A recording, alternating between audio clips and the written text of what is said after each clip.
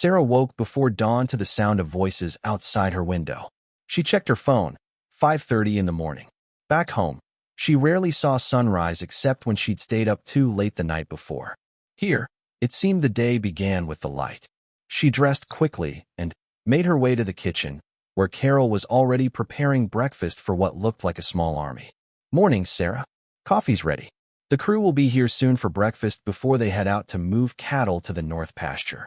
Can I help with anything? Just grab yourself some coffee and observe. This is part of ranch life too." Over the next hour, Sarah watched as 5 ranch hands gathered around the kitchen table for a hearty breakfast of eggs, bacon, biscuits, and gravy. The conversation was a mix of work planning, good-natured teasing, and weather speculation. She learned that moving the cattle would be an all-day operation requiring careful coordination and several riders.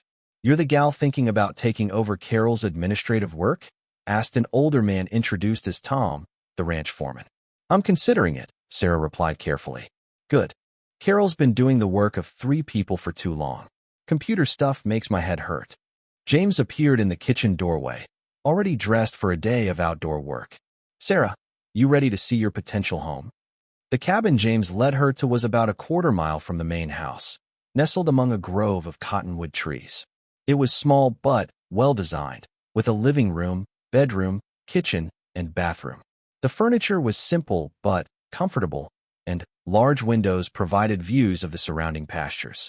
"Previous owner built this as a hunting cabin," James explained. "We've updated the insulation and put in a new heating system. Internet connection is good. We made sure of that when we started computerizing more of our operations." Sarah walked through each room, trying to imagine her furniture here, her books on the built-in shelves, her morning coffee on the front porch. It felt both foreign and appealing. "The rent would come out of my salary?" "No rent. Housing is part of the compensation package. You just cover your own groceries and personal expenses." The generosity of it struck her. No rent meant she could pay off her debts quickly and actually start saving money for the first time in her adult life. "James, can I ask you something that might seem rude?" "Shoot. This seems like an incredible deal for me. What am I missing? What's the downside you haven't told me about?" James leaned against the kitchen counter and considered her question seriously. "Fair enough. The isolation is real. Dating is complicated when the nearest decent-sized town is an hour away. Winters are hard, especially the first one. You'll be on call for emergencies that don't follow business hours. If you decide this isn't for you, leaving feels like letting people down who've invested in training you." He paused. "And if you're someone who needs constant social stimulation or city amenities, you'll be miserable here." Sarah appreciated his honesty. "What about career advancement? If I stay beyond the initial year, where does this lead?" "That depends partly on you and partly on what Carol and I decide about the future of the ranch. We're not getting younger, and we need to start thinking about succession planning.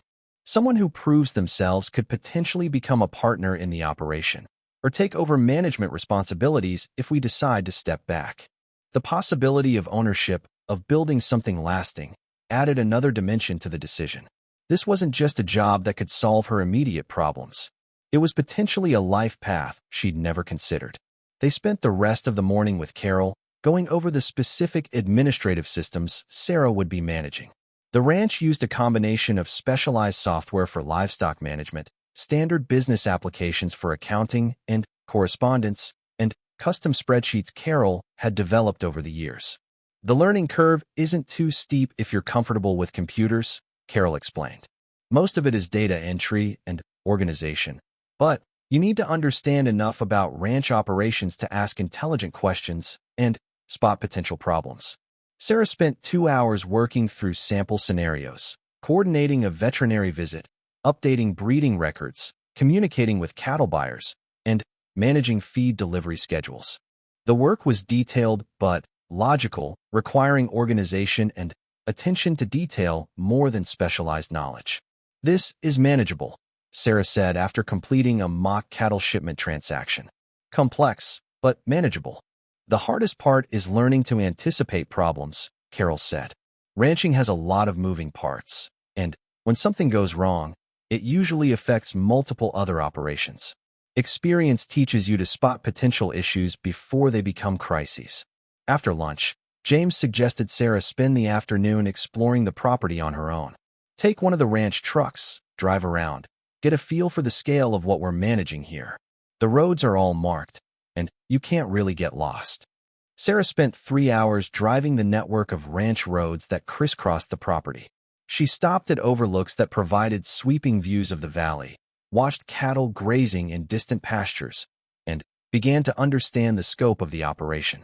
It was vast, beautiful, and completely unlike anything in her previous experience. At one stop, she got out of the truck and walked to a fence line where several horses had gathered in the shade of a large oak tree. One of them, a gentle-looking mare with brown and white markings, approached the fence and allowed Sarah to pet her nose. "You're beautiful," Sarah said softly, surprised by how much she enjoyed the animal's calm presence. Standing there in the afternoon sunshine, with endless sky overhead and the sound of wind moving through grass, Sarah felt something she hadn't experienced in years, a sense of peace.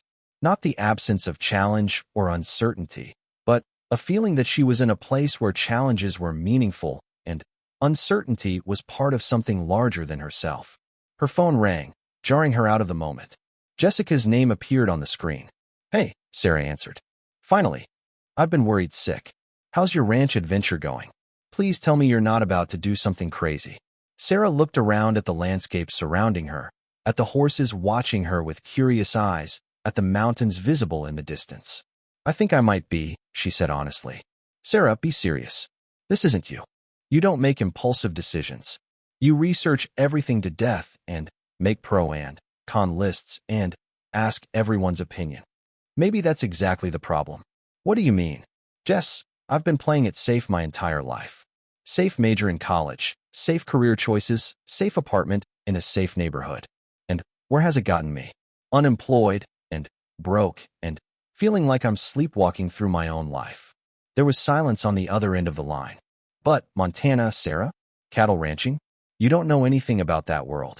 "I don't know anything about a lot of things. That doesn't mean I can't learn." "What about your friends? Your life here? What about dating? You can't meet anyone in the middle of nowhere." Sarah considered this. Her social life in Phoenix had been limited even when she had money. Most of her friendships had become casual acquaintanceships maintained through social media. As for dating, her last serious relationship had ended 2 years ago when she realized they had nothing in common except convenience.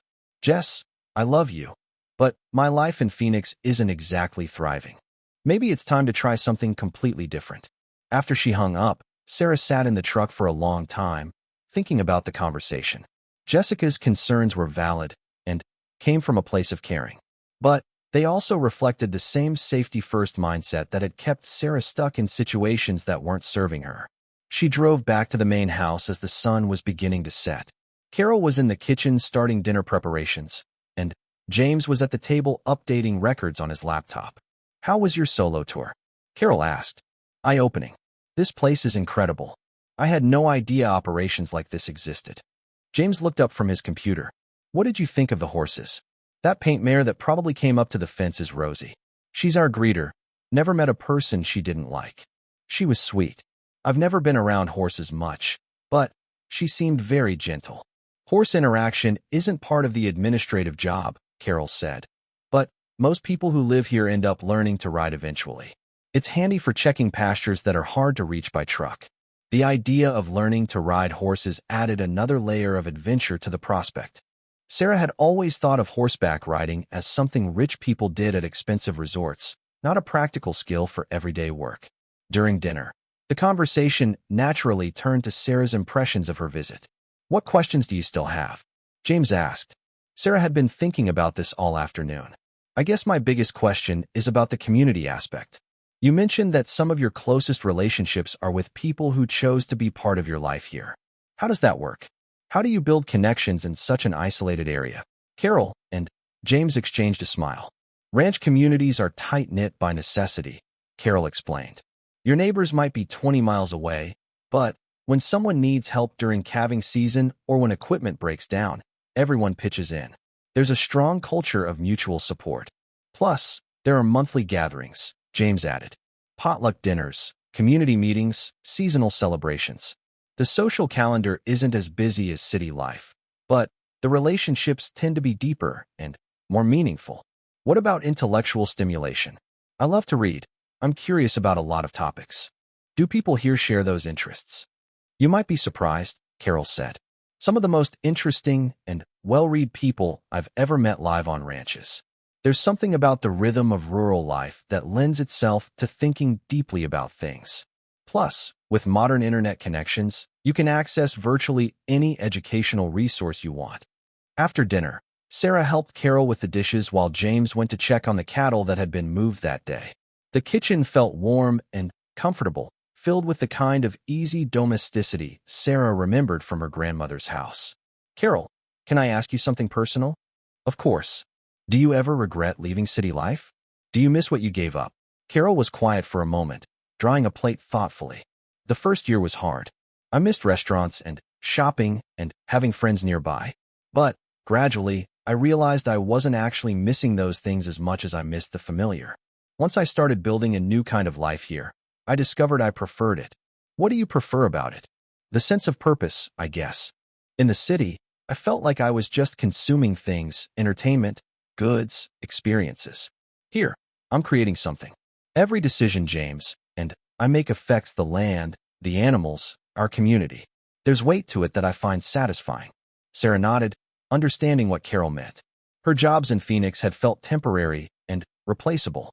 Here, her work would become part of something with continuity and meaning. One more question, Sarah said. If I take this job, and it turns out I'm not cut out for it, what happens?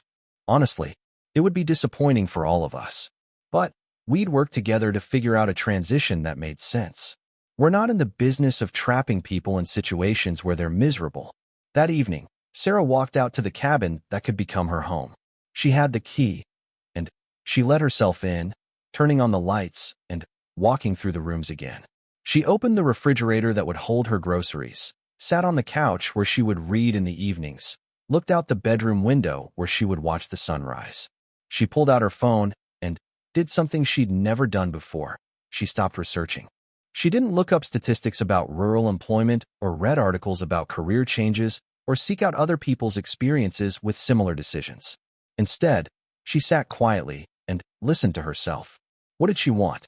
Not what was safe, not what made sense on paper, not what other people thought she should want. What did she actually want? The answer came clearly and immediately. She wanted to feel like her life mattered. She wanted to learn things that challenged her. She wanted to be part of something larger than herself. She wanted to stop being afraid of uncertainty and start embracing possibility. Sarah walked back to the main house and found James and Carol on the front porch, sharing a bottle of wine and watching the stars. Mind if I join you? She asked. Carol poured her a glass of wine, and they sat in comfortable silence for a while. The night was so quiet Sarah could hear her own heartbeat. I've made my decision, she said finally. James and Carol turned to look at her, their expressions unreadable in the porch light. If the offer is still open, I'd like to accept the position. The smiles that spread across their faces told her everything she needed to know about whether she was making the right choice. Welcome to Double R Ranch, James said, raising his wine glass. When can you start? Sarah laughed, feeling simultaneously terrified and exhilarated. How about 2 weeks? I need to give notice at my apartment, pack up my things, and probably have a serious conversation with my parents. Perfect. Carol can help you figure out the logistics of the move, and we'll get all the paperwork sorted out. Later that night, lying in the guest room bed for what she now knew would be the last time, Sarah called her parents. The conversation was challenging, as she'd expected. Her mother worried about the isolation. Her father questioned the financial wisdom of such a drastic change, and both of them struggled to understand why she would leave everything familiar for such an uncertain situation. Sweetheart, her mother said, are you sure you're not just running away from your problems instead of solving them? Sarah considered the question seriously. Mom, I think maybe I've been running away from opportunities my whole life because they seem too risky. This feels like the opposite of running away. This feels like running towards something. 2 weeks later, Sarah's entire life fit into the back of a U-Haul truck. She'd donated most of her furniture, keeping only books, clothes, and personal items that mattered to her. Jessica had driven up from Phoenix to help with the packing and to try one last time to talk her out of what she considered a temporary insanity. "You know you can come back," Jessica said as they loaded the last box. "If this doesn't work out, you always have friends here." "I know," Sarah said, hugging her goodbye. "But, Jess, for the first time in my life, I'm not planning an exit strategy. I'm planning to succeed." The drive to Montana took 2 days, giving Sarah plenty of time to think about the magnitude of what she was doing. She was leaving behind everything she'd ever known to work a job she'd never done in a place she'd visited once. By any rational measure, it was crazy. But as she crossed the state line into Montana and saw the vast sky opening up ahead of her, Sarah felt something she'd never experienced before: the certainty that she was exactly where she was supposed to be. The Double R Ranch looked different when she arrived as a resident rather than a visitor. It looked like home. Carol and James met her at the cabin, helping her unload her belongings and get settled. That evening, over dinner at the main house, they discussed her first week of training and the gradual transition of responsibilities from Carol to Sarah. "One thing we should mention," James said as they finished dessert. "We're having a community barbecue this weekend to welcome you properly. Nothing fancy, just neighbors getting together to meet the newest member of our extended family." Sarah felt a flutter of nervousness mixed with anticipation. She would be meeting the people who would become her community, starting relationships that could last for years. "Anything I should know about ranch community etiquette?" she asked. Carol laughed. "Just be yourself. Bring a side dish to share. And be prepared for a lot of questions about your background and what brought you here." That night, in her own cabin for the first time, Sarah unpacked her books and arranged them on the built-in shelves. She hung her few pieces of art on the walls and made her bed with sheets that smelled like home. She brewed a cup of tea and sat on her front porch, listening to the sounds of her new world settling into night. Her phone buzzed with a text from Jessica. "How's the first night in the middle of nowhere?" Sarah looked around at the starry sky, the peaceful landscape, the lights glowing warmly in the main house where Carol and James were probably discussing plans for tomorrow's work. She typed back, "Perfect." And for the first time in her adult life, she meant it completely. As she prepared for bed in her new home, Sarah reflected on the journey that had brought her here.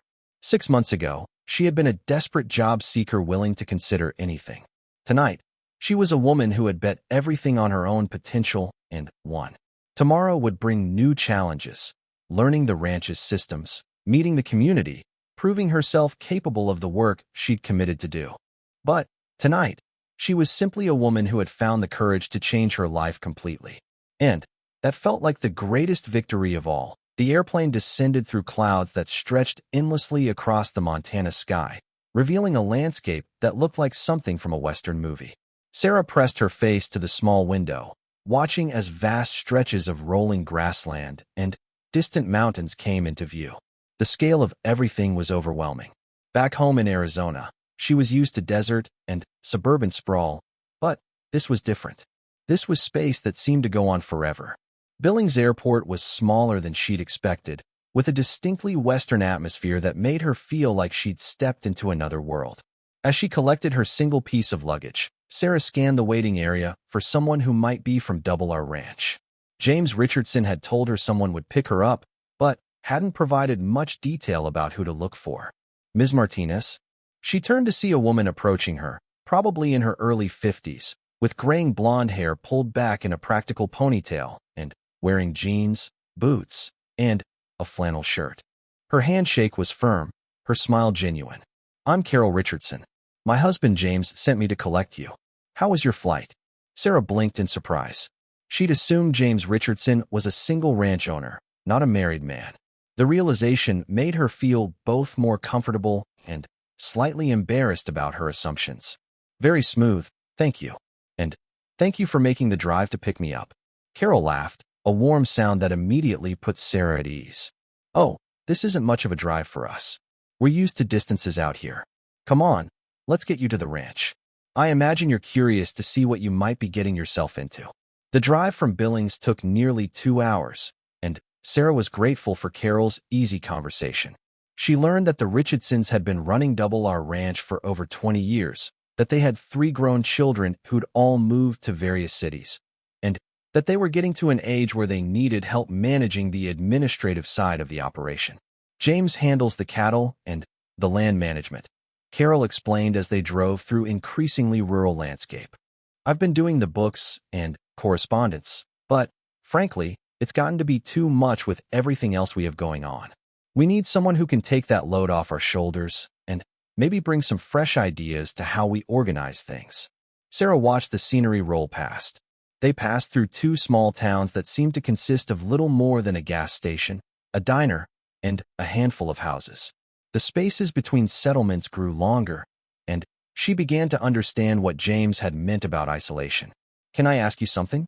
Sarah said as they turned onto a gravel road marked with a wooden sign reading Double R Ranch. "Of course. Why did you decide to consider someone with no ranch experience? Surely there are people in Montana who would know this work better than I do." Carol was quiet for a moment, focusing on navigating the winding ranch road. "You want the honest answer?" "Yes, please. We've tried hiring locally before. Either they already know everything and want to change our whole system, or they think ranch work is beneath them, or they're only looking for something temporary until something better comes along in the city. We figured someone who was genuinely interested in learning, someone who saw this as an opportunity rather than a consolation prize, might be a better fit." The ranch house came into view as they crested a small hill, and Sarah's breath caught in her throat. The photographs on the website hadn't captured the scale of it. The main house was a sprawling log structure with a wraparound porch, situated on a gentle rise overlooking a valley that seemed to stretch to the horizon. Outbuildings dotted the surrounding area, barns, equipment sheds, and what looked like several smaller cabins. "It's beautiful," Sarah said, and meant it. "We think so. That small cabin over there would be yours if you decide to stay. James wanted you to have some privacy and independence." Carol parked near the main house, and as they got out of the truck, Sarah heard sounds she'd never experienced together before. The lowing of cattle in the distance, the whinnying of horses, and a silence so complete it made her ears ring. No traffic, no air conditioning units humming, no neighbors arguing through thin walls. "James should be back from checking the south pasture soon," Carol said, leading Sarah toward the house. "Why don't you get settled, and then we can show you around." The guest room in the main house was simple but comfortable, with windows that looked out over the ranch yard. Sarah unpacked her few belongings and tried to calm her nerves. Everything felt surreal, like she was playing a role in someone else's life. A knock on her door interrupted her thoughts. "Sarah? James is back if you'd like to meet him." She followed Carol to the kitchen, where a man was washing his hands at the sink. When he turned around, Sarah's first thought was that he looked exactly like what Central Casting would order for a rancher. Tall, probably in his mid-50s, with gray-streaked brown hair, weathered skin, and the kind of easy confidence that came from years of hard work and outdoor life. His handshake was firm but brief. "Ms. Martinez, good to meet you in person. How was the trip? Please, call me Sarah." "And it was fine, thank you. This place is incredible." James Richardson smiled. "We like it. Are you ready for the grand tour?" The next 3 hours were a whirlwind introduction to ranch life. Sarah learned the difference between Angus and Hereford cattle, saw how the computerized feeding system worked, and watched James demonstrate the ranch's record-keeping software that tracked everything from breeding schedules to veterinary visits. "The administrative work isn't glamorous," he explained as they walked through the main barn. "But it's the backbone of the operation. We're managing nearly 1,500 head of cattle, coordinating with buyers across 3 states, tracking bloodlines for breeding purposes, and maintaining relationships with everyone from veterinarians to equipment suppliers." Sarah nodded, taking mental notes. The scope was larger than she'd imagined, but the organizational challenges seemed manageable. It was like running a small business, but one that happened to involve large animals and vast amounts of land. "What's the most challenging part of the job?" she asked.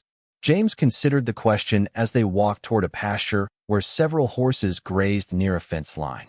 "Probably the seasonal nature of everything. Spring is calving season, which means 18-hour days and emergency calls at all hours. Summer is haying and pasture management. Fall is weaning and shipping cattle to market. Winter is equipment maintenance and planning for the next year. You have to be flexible and ready to adapt when things don't go according to plan. Which is most of the time, Carol added with a laugh. Weather doesn't follow the calendar, and cattle certainly don't. As they completed the tour, Sarah found herself genuinely impressed by the operation. It was complex and demanding, but there was something appealing about the combination of traditional ranching and modern technology. The Richardsons had clearly built something sustainable and successful. What questions do you have for us? James asked as they settled on the porch with glasses of Carol's iced tea. Sarah had been thinking about this moment all day. She had dozens of questions, but one was most important. Why are you really offering this job to someone like me? I mean, I appreciate the opportunity, but I have to be honest. I know nothing about cattle. I've never lived in a place this remote, and I've never worked for a small family business. Aren't you taking a huge risk? James and Carol exchanged a look. Can I tell you a story? James said. Sarah nodded. When Carol and I bought this place 23 years ago, we didn't know what we were doing either. I'd grown up on a farm in Iowa, but cattle ranching in Montana is a completely different operation. Carol was a city girl from Denver who'd never been closer to a cow than a hamburger. Carol laughed. It's true. I thought ranching would be romantic and peaceful, like something out of a movie. It nearly broke us the first 2 years, James continued. We made every mistake you can make. Lost cattle, bought the wrong equipment, trusted the wrong people. But we were determined to make it work, and we were willing to learn from anyone who would teach us. The people who helped us the most weren't other ranchers, Carol added. They were folks who came from completely different backgrounds, but who brought fresh perspectives and weren't afraid to ask questions. James leaned forward in his chair. Sarah, we've been doing this for over 20 years now. We know cattle, we know the land, we know the business side of ranching. What we need is someone who can look at our operation with fresh eyes, someone who isn't stuck in the way things have always been done. Plus, Carol said with a smile, we're not getting any younger. Our kids have their own lives in the city. We need to start thinking about the future of this place, and that means bringing in people who might see possibilities we don't. That evening, over a dinner of Carol's homemade pot roast, Sarah learned more about the Richardsons' story. They'd met in college, married young, and spent the first years of their marriage saving every penny to buy the ranch. Their 3 children had grown up here, but had all chosen different paths in life. Their oldest son was a lawyer in Denver, their daughter was a teacher in Portland, and their youngest son was finishing medical school in Chicago. We always hoped one of them might want to take over the ranch someday, Carol said. But we've come to accept that this life isn't for everyone. Do you miss having family nearby? Sarah asked. Sometimes, James admitted. But we've also learned that family isn't just about blood relations. Some of our closest relationships are with people who chose to be part of our lives out here. After dinner, Carol suggested Sarah take a walk around the property to get a feel for the place at dusk. It's the best time of day, she said. Everything settles down, and you can really hear the silence. Sarah walked slowly along a fence line that bordered the main pasture. The sun was setting behind the mountains, painting the sky in shades of orange and pink that seemed too vibrant to be real. The cattle had gathered near a stock tank, their dark shapes silhouetted against the grass. As she walked, Sarah tried to imagine herself living here, waking up to this view every morning, learning to recognize individual cattle, understanding the rhythm of the seasons, becoming part of an operation that had been carefully built over decades. It scared her, but it also excited her in a way that nothing had in years. Her phone buzzed with a text message from Jessica. How's Montana? Are you okay? Call me when you can. Sarah looked at her phone and realized she had been so absorbed in the ranch tour that she hadn't thought about home all day. She typed back, It's incredible here. We'll call tomorrow. As she was putting her phone away, she heard footsteps behind her. James Richardson was walking toward her, carrying 2 cups of coffee. Thought you might like some company, he said, offering her one of the cups. They stood in comfortable silence for a while, watching the last light fade from the sky. The stars were beginning to appear, more stars than Sarah had ever seen in her life. It's a lot to take in, James said finally. It really is. I keep trying to imagine myself living here, doing this work, but it's so different from anything I've ever experienced. Different isn't necessarily bad. No, it isn't. But it is scary. James nodded. If it helps. Carol was terrified when we first moved here. She cried for the first month, convinced we'd made a terrible mistake. What changed? Time. Experience. Finding her place in it all. She discovered that she had a gift for the business side of ranching, for building relationships with suppliers and buyers. She found ways to contribute that played to her strengths instead of trying to force herself into a role that didn't fit. Sarah sipped her coffee, considering this. What would my role really look like day to day? Mornings would probably start around 7, checking emails and coordinating with Carol on the day's priorities. You'd manage our correspondence with buyers, update breeding and health records, coordinate deliveries and pickups. During busy seasons, you might help with physical tasks around the ranch, but most of your work would be administrative. And the learning curve? Steep but manageable. Carol and I would be there to answer questions and provide context. The ranch hands are good people who'd be happy to explain anything about the cattle side of things. Most of what you'd need to know you could pick up in a few months. Sarah turned to face him. Can I ask you something personal? Shoot. Do you really think someone like me can succeed here? Or are you just desperate enough to try anyone? James laughed, a sound that carried easily in the still air. Sarah, in 23 years of ranching, I've learned that success is less to do with what you know when you start, and more to do with your attitude toward learning and working. You ask good questions, you listen carefully, and you seem genuinely interested in understanding how things work. That's more valuable than someone who knows cattle but can't adapt or communicate. They walked back toward the house as full darkness settled over the ranch. The windows glowed warmly against the night, and Sarah could see Carol moving around the kitchen, probably preparing breakfast for the morning crew. There's something else I want you to think about, James said as they reached the porch. This isn't just a job offer. If you decide to stay, you become part of something bigger than yourself. This ranch has been Carol's and my life's work. The decisions you make, the relationships you build, the systems you help create, they become part of the ranch's story. Sarah felt the weight of that responsibility, but also the appeal of it. In her previous jobs, she'd been a replaceable cog in someone else's machine. Here, she would be an integral part of something lasting and meaningful. Sleep on it, James said. Tomorrow we'll show you the cabin that would be yours, and you can spend some time thinking about whether this feels right. No pressure either way.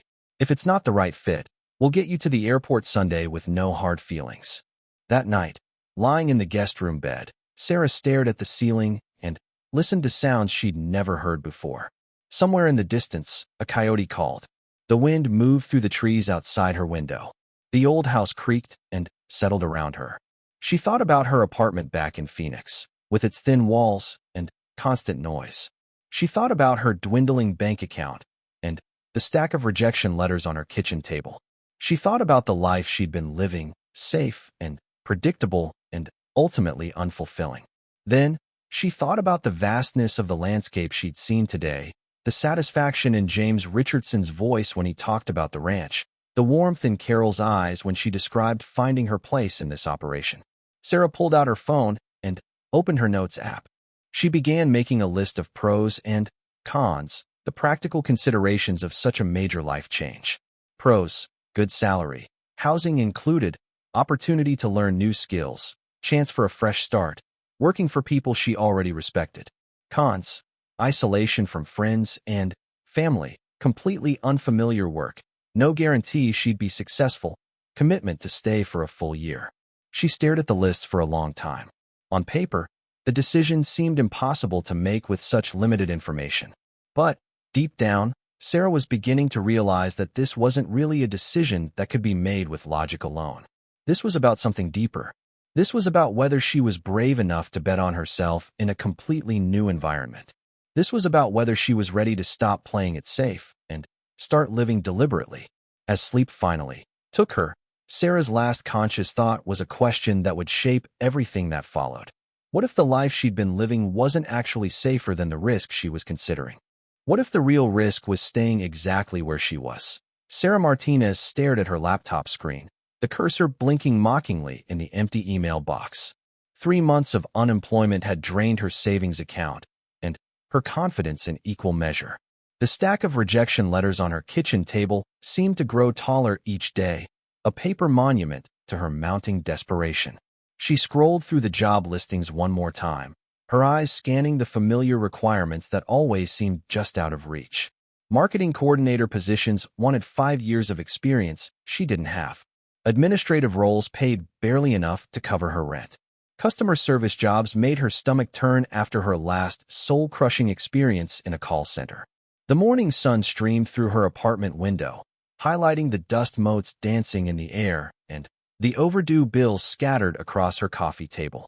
Sarah pushed her dark hair behind her ears and took a deep breath. She couldn't afford to be picky anymore. Any job was better than no job. That's when she saw it. A listing that made her pause mid-scroll. Administrative assistant needed, remote ranch property, Montana. The description was sparse, almost mysterious. The employer was listed as Double R Ranch, with minimal details about the actual work requirements. The salary range made her eyes widen. It was more than double what most administrative positions offered, which immediately raised her suspicions. In her experience, jobs that seemed too good to be true usually were. But desperation has a way of overriding caution. Sarah clicked on the posting to read the full description. The job required basic computer skills, organizational abilities, and a willingness to relocate to rural Montana. Housing would be provided on the property. The work involved managing correspondence, maintaining records, and assisting with ranch operations as needed. She frowned at the last part. Ranch operations? She had grown up in Phoenix, where the closest she'd come to livestock was the petting zoo at the county fair when she was 7. Her idea of roughing it was a hotel without room service. Still, the salary figure glowed on her screen like a beacon of hope. With money like that, she could pay off her student loans, build up her savings, and maybe even think about graduate school again. The dreams she'd put on hold when her father got sick, and the medical bills started piling up. Sarah opened a new document and began crafting her cover letter. She emphasized her organizational skills, her proficiency with various software programs, and her ability to work independently. She conveniently glossed over her complete lack of rural experience, figuring she could learn whatever she needed to know. As she was about to hit send, her phone buzzed with a text from her best friend Jessica. "Coffee later? I have news about that cute guy from my yoga class." Sarah glanced around her tiny apartment. The walls seemed to be closing in more each day. Her social life had virtually disappeared along with her income. She couldn't even afford coffee dates anymore. She typed back, "Rain check? Job hunting today." Jessica's response came immediately. "Still looking? Maybe it's time to consider moving back in with your parents." The thought made Sarah's chest tighten. She loved her parents, but moving back to her childhood bedroom at 26 felt like admitting defeat. Her mother would mean well with her constant suggestions and worried glances. Her father, still recovering from his heart surgery, would try to hide his concern behind forced optimism. No, she wasn't ready to give up yet. Sarah turned back to her laptop and clicked send before she could second-guess herself. The email whooshed into the digital void, carrying her hopes along with it. She spent the rest of the morning applying to 3 more positions, each one feeling increasingly desperate. A receptionist job at a veterinary clinic, a data entry position for an insurance company, a part-time retail position that wouldn't even cover her rent. By noon, her motivation had evaporated like water in the desert heat. She made herself a peanut butter sandwich, her grocery budget having shrunk to the bare essentials, and tried not to think about how her mother's homemade meals used to taste. Her laptop chimed with a new email notification. Probably another automated rejection, she thought, or spam promising to help her make thousands working from home. She almost didn't bother checking. But curiosity won out. The sender was rranch.montana@email.com, and the subject line read, Administrative Assistant Position. Sarah's heart jumped. It had been less than 2 hours since she'd submitted her application. In her experience, such quick responses usually meant one of 2 things. Either the employer was extremely efficient, or they were desperate enough to consider anyone with a pulse. She opened the email. "Ms. Martinez, thank you for your interest in the administrative assistant position at Double R Ranch. Your application has been reviewed, and we would like to schedule a phone interview at your earliest convenience. Please reply with your available times for a call within the next 48 hours. Regards, James Richardson, Double R Ranch." Sarah read the email 3 times before it sank in. A phone interview. An actual response that wasn't a form letter rejection. She looked around her apartment as if someone might be watching, waiting to tell her it was all a mistake. She immediately typed back her availability, offering several time slots over the next 2 days. As she was writing, she realized she knew nothing about James Richardson or what kind of ranch operation this was. She'd been so focused on the salary that she hadn't done any research. A quick internet search for Double R Ranch, Montana, yielded surprisingly little information. There was a basic website with a few photos of rolling hills and cattle, but no detailed information about the owners or the scope of their operation. The photos showed a large ranch house surrounded by endless sky and grass, with mountains visible in the distance. It looked peaceful, isolated, completely different from anything she'd ever experienced. Sarah's phone rang, jolting her out of her research.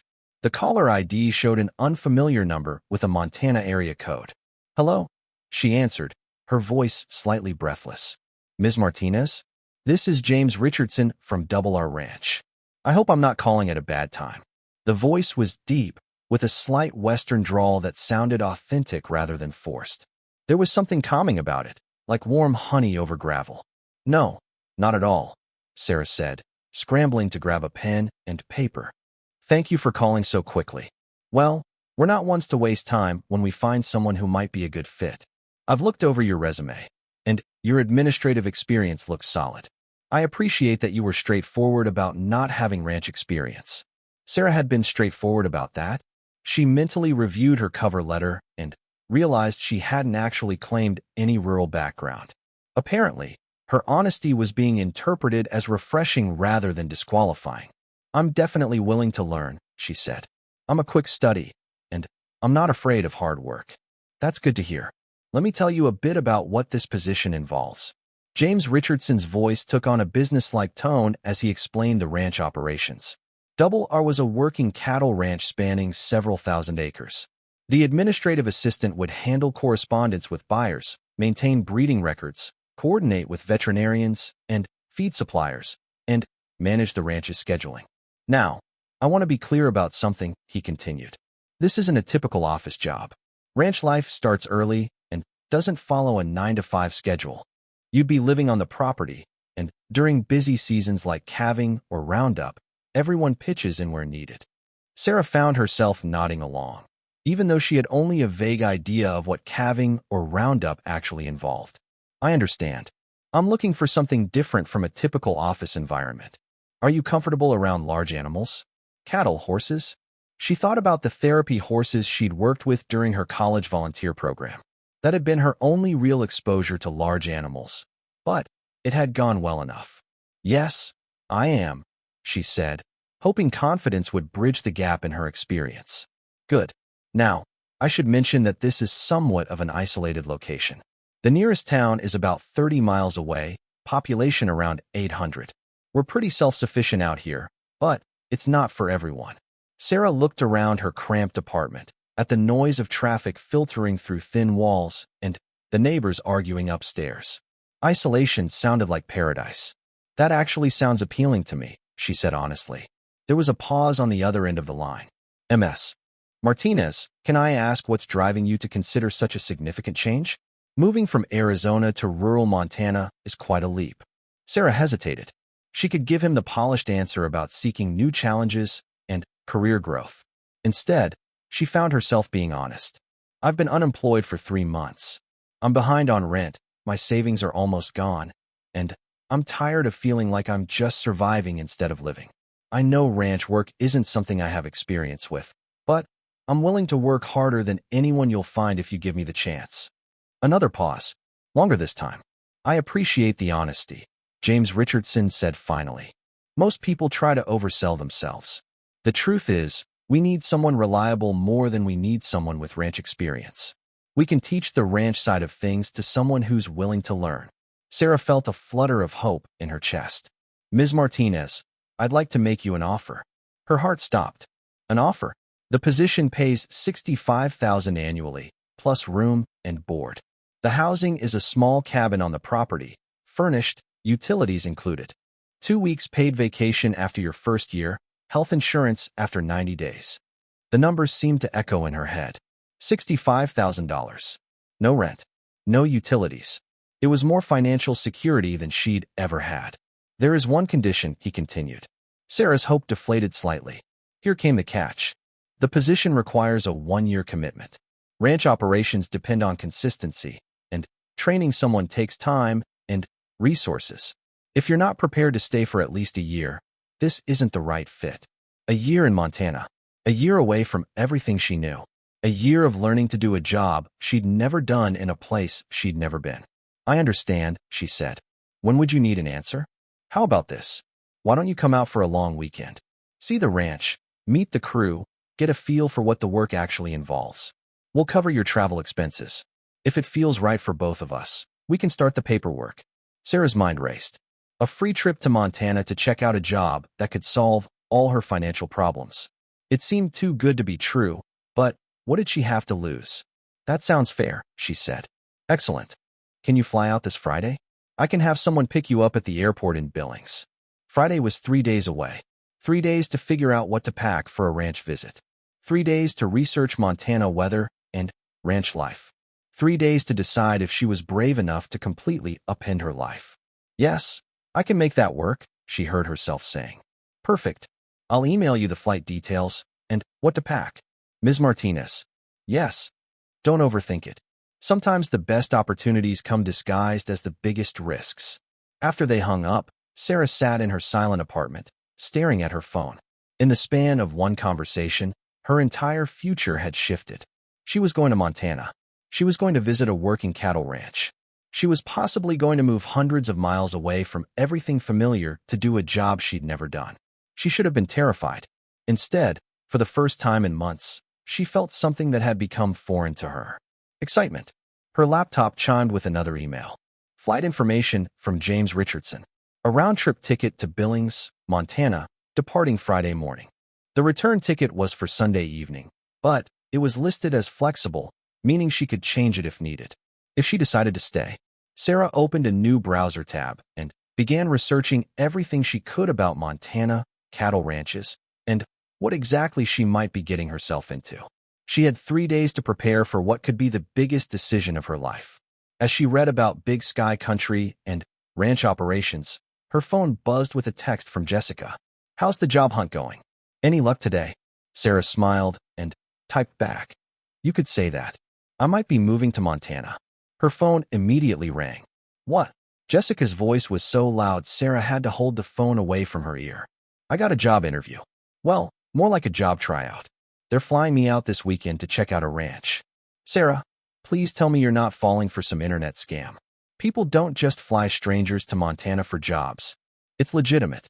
I checked out the ranch online, and the guy sounded professional on the phone. What kind of ranch? What would you be doing? Do you know anything about ranches? Sarah laughed, the first genuine laugh she'd had in weeks. No, I don't.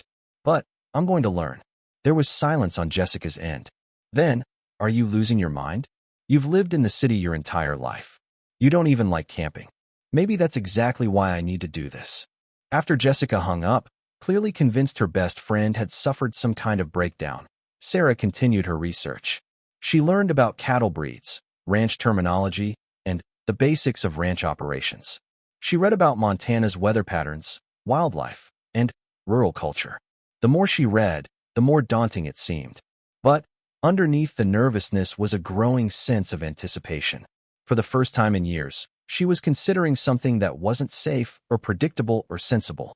She was considering something that scared her. And maybe that was exactly what she needed.